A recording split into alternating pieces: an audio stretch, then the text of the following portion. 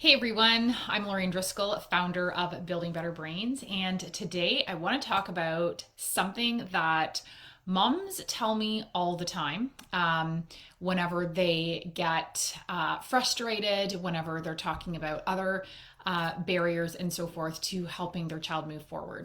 And that is, how do I get my partner on board? And it's not about that dad's a bad guy or it's his fault or anything like that. I promise this is not man bashing. If anything, it's the opposite. It's understanding how to communicate with your partner and how their brain works differently, which you probably know.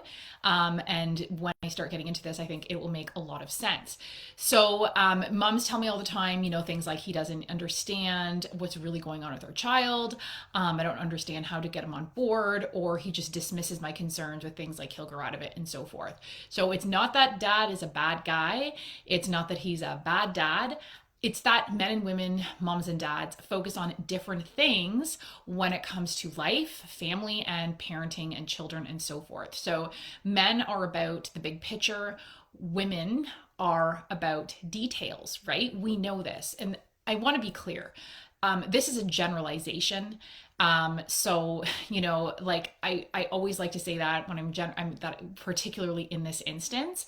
But the studies do show that men and women's brains do work different generally. However, there are instances where the guy is more detail orientated and the woman is more big picture. But for these purposes, I'm going to stick with what the 85-90% studies tend to show. So when I'm talking men think big picture, women think details, for example, you're stressed about the detail of my child can't blend sounds, my child can't do X, Y, Z, and so forth. And dad is thinking, he's not looking at those fine details. He's looking at, hey, last week or last month or last year, little Johnny couldn't do this and now he can do this. So dad's always focusing on progress. And this is an uncomfortable truth that men tend to be a little more optimistic than women. And there's actually a reason for that. Testosterone makes you become a be more of a risk taker, and this has been shown in countless studies, and even studies where women actually took testosterone and could not believe how much more risk taking they were in multiple areas of their life.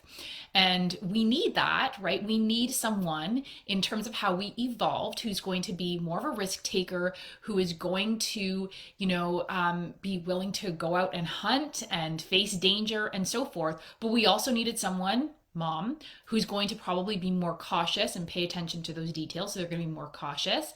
And we need both those brains, because if both are risk takers, then and both die, who's going to take care of the young? And if both are super cautious, who's going to protect or go out and hunt or do all those traditional male things, right?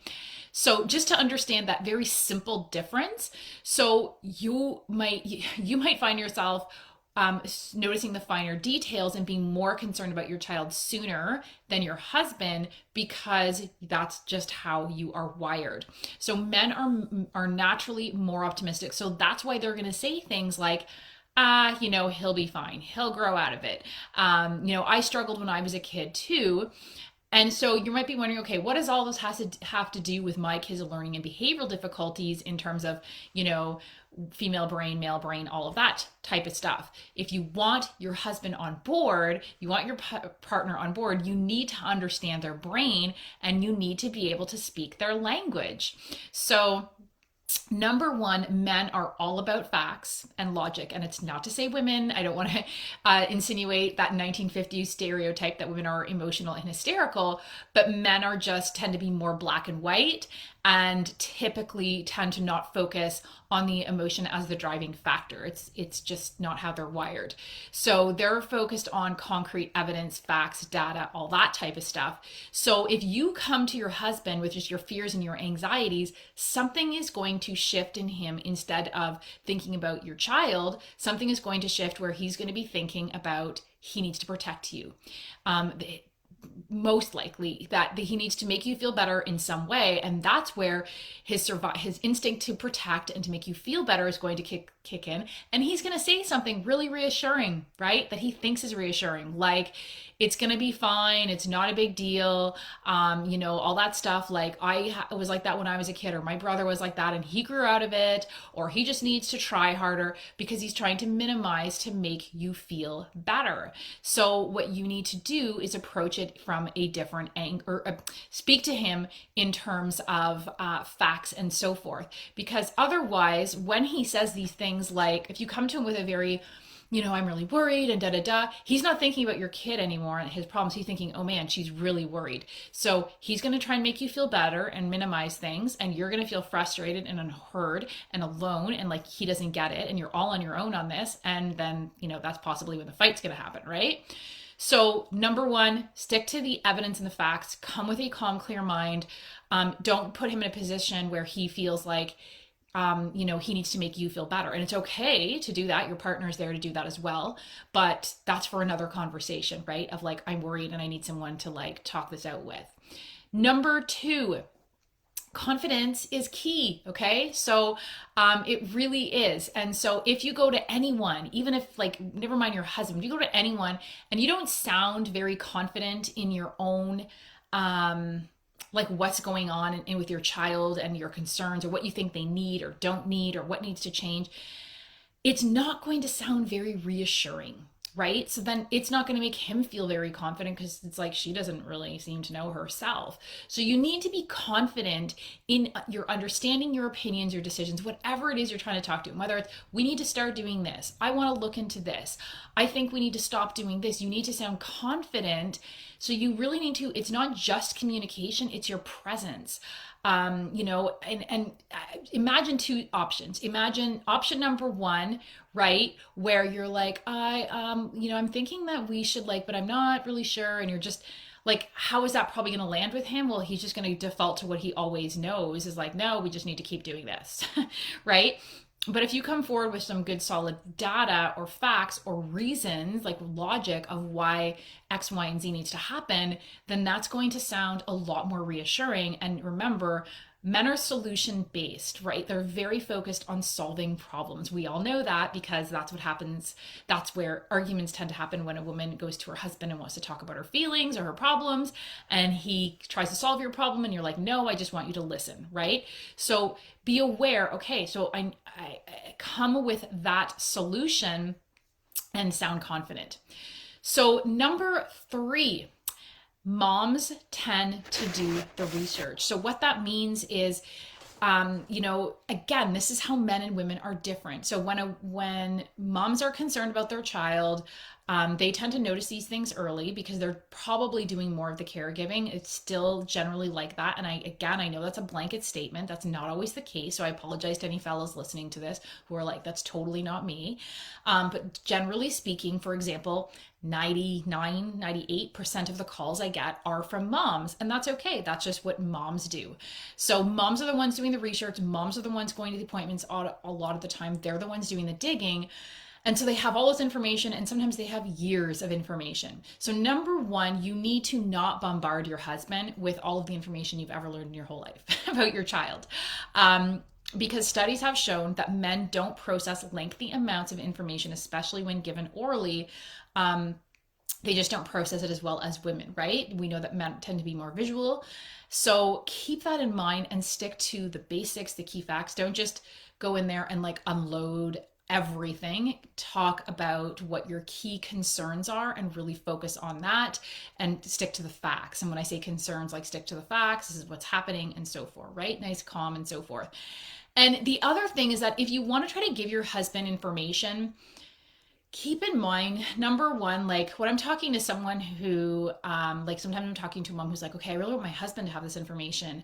I'm going to have to talk to him about it. And I say, okay, well, like go to my YouTube channel then, and maybe check that out, or go to a podcast. Like it doesn't even have to be about me. Maybe it's something else you want to try, but trying to regurgitate something that is really not your field, if you don't have a rock solid understanding, is probably not going to come out as well. And then the message is going to get kind of lost, and then you're going to be like, man, he doesn't get it. And it's because obviously it's not your fault, but you're going to have a hard time delivering that message if it's not your area of expertise.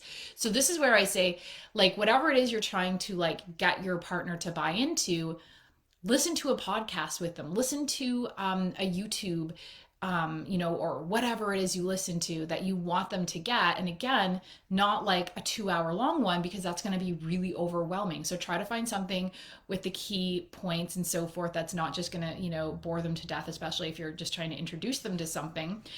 And I mean, I know a mom who's like, yeah, my husband was just super busy and I didn't know how I'd get him to sit down and do that. And then one Saturday we were kind of puttering around the house and I just put on, I can't remember if it was like a podcast or YouTube or whatever it was, while he was working in the background, and he heard it.